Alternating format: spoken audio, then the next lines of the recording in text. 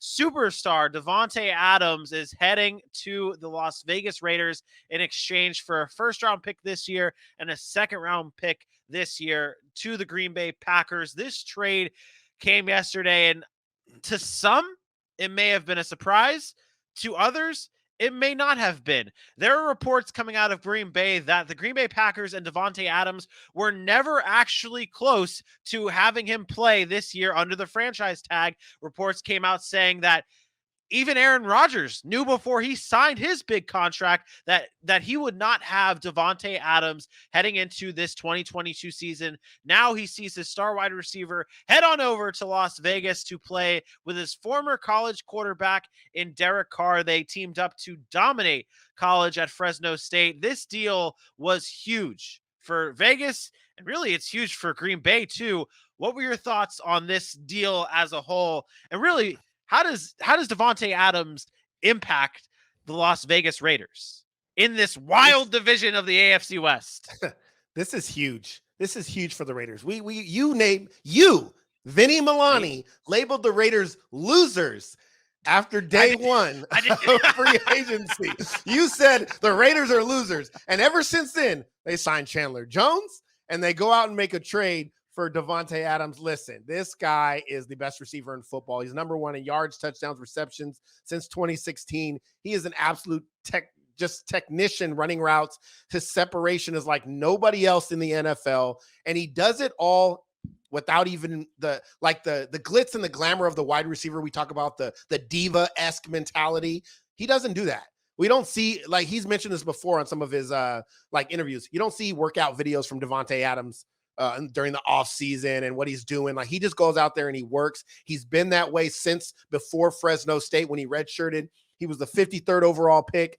They didn't expect much of him. He didn't have a great start to his career, and he just kept working. And he got to learn with one of the best quarterbacks that's ever going to play the game and some of the better receivers in this game. He is going to make the Raiders a problem. And I'm hearing it now. I watched all day today. I mean, I'm not going to lie. I didn't move very much from my couch today. All I kept hearing, they kept ranking the AFC West teams. And it was like the Chargers, the Chiefs, the Broncos, then the Raiders. Like, they love what the Davante Adams ad, but the Raiders are still fourth because of Khalil Mack and all the. And I keep thinking, I'm like, have we forgot that last year the Raiders finished 10-7, second in the division, with teams that already had some of these pieces, like the Chargers? Denver adds Russell Wilson, yes. The Chargers add Khalil Mack and J.C. Jackson, but the Raiders add Davante Adams and Chandler Jones. So I don't understand how some of these teams automatically just leapfrog the Raiders when they had so much adversity that they overcame last year. I think the Raiders right now are still second in the division in the AFC West. I think they're the second best team.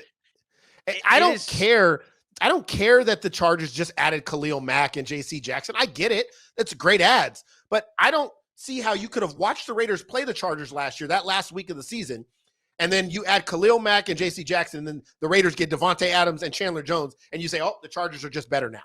Like, I don't understand that. The Raiders were in the playoffs last year. They were really close to beating the Super Bowl representative Cincinnati Bengals in the AFC last year in the playoffs. So I think they're being downplayed. I think Davante Adams is a huge add, and that connection with Derek Carr, I'm telling you, people are underestimating that connection and what they have. And then you talk about a guy in Hunter Renfrow now who's going to see a ton of man-to-man coverage, right?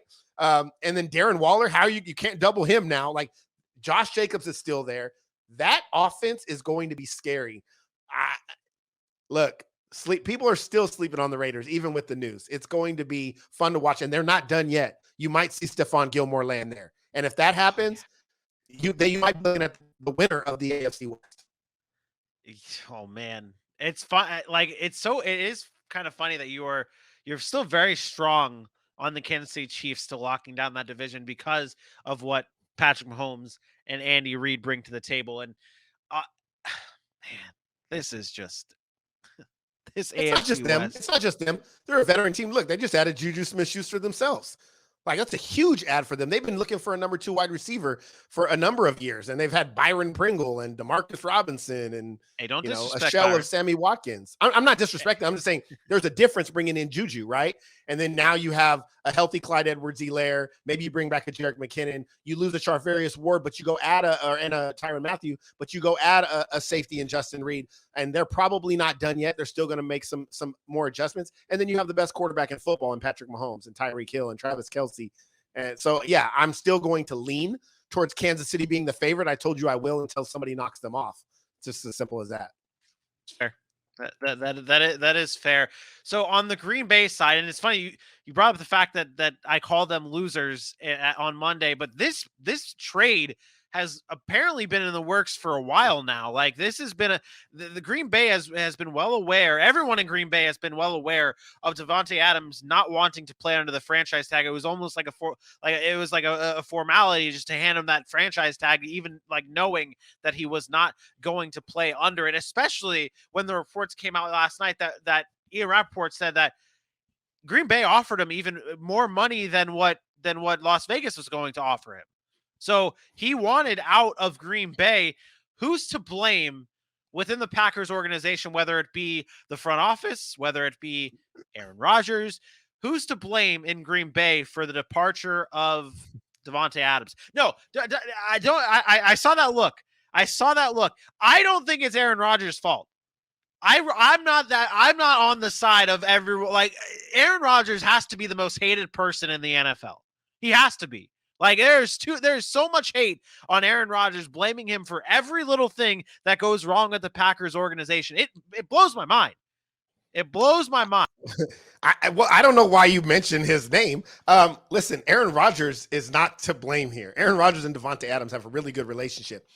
The funny thing is everybody that's like was shocked by the trade. I actually wasn't. I've had a feeling that this was going to happen for a year. Like that, when they posted that picture of the last dance and everybody assumed it was because of Aaron Rodgers, it was Davante Adams. They refused to give him a contract extension before the last year. They went 7 months, didn't talk to him about contracts because you couldn't. And then you come into this year, and the reason they franchised him is obviously because if you don't, then he becomes a free agent, you get nothing. So they franchised him already knowing that he was not happy with him. I think Davante Adams' mind was made up last year. When they didn't give him a contract extension last year, I don't think there was a chance in hell they were ever going to be on the same page again. It didn't matter how much they offered him. And you're right. They offered him more, and he said no. And Aaron Rodgers knew about it, which is why Aaron Rodgers said, well, if I'm going to come back, I'm going to get the bag, and I'm going to take $50 million. I blame the Packers front office because, once again, they mismanaged handling their superstars. This team goes because Aaron Rodgers and Davante Adams. I don't care what the defense looks like. They are contenders every year because of Aaron Rodgers and Davante Adams. And now you are the void of that weapon, a guy who he's the model wide receiver in the NFL. He doesn't say nothing. He just goes out and he's the best receiver year in and year out. And to me, you lose a player like that can fracture a locker room. And right now, I think that locker room in Green Bay is extremely fractured. But I'm not going to blame Aaron Rodgers for Davante Adams leaving. Obviously, Aaron Rodgers wanted Davante Adams back. Yeah. And the funny thing is I'll say this about a number of teams in the NFC, my own team included in the Dallas Cowboys.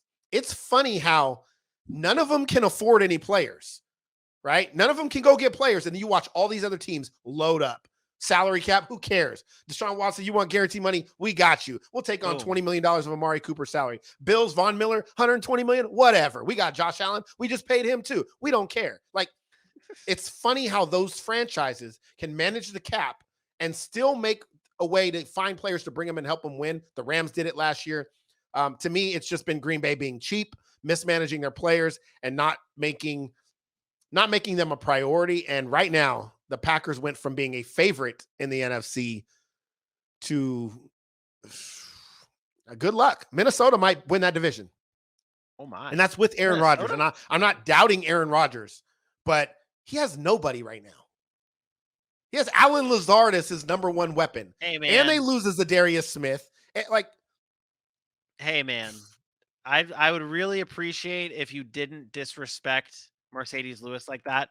If he does return, I would really appreciate you not throwing that shade on my boy.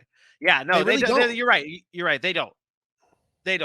But To me, the reason why I brought up Aaron Rodgers is a lot of people are worried about the money part, about the how much he took, and then also the sideshow that has been the Aaron Rodgers versus the Green Bay Packers saga that has just been the soap opera that's been happening all throughout this offseason and last offseason. Maybe he was just tired of that.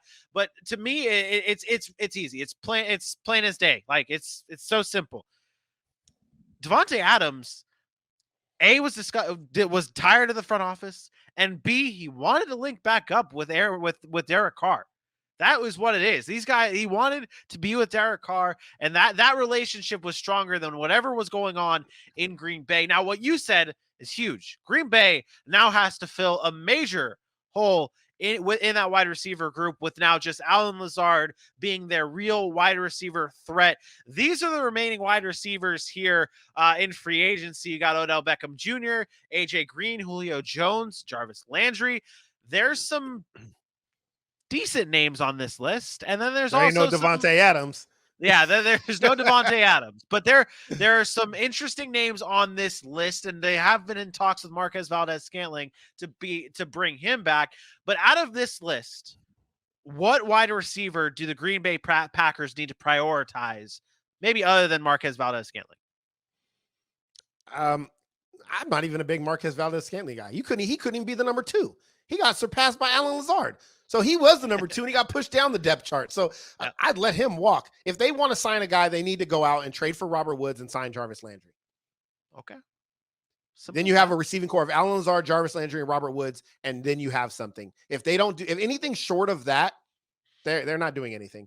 Jarvis Landry is the best receiver available on that list that I think would fit with Aaron Rodgers' style. He could be that Randall Cobb before Randall Cobb got old and stopped playing the way Randall Cobb really played.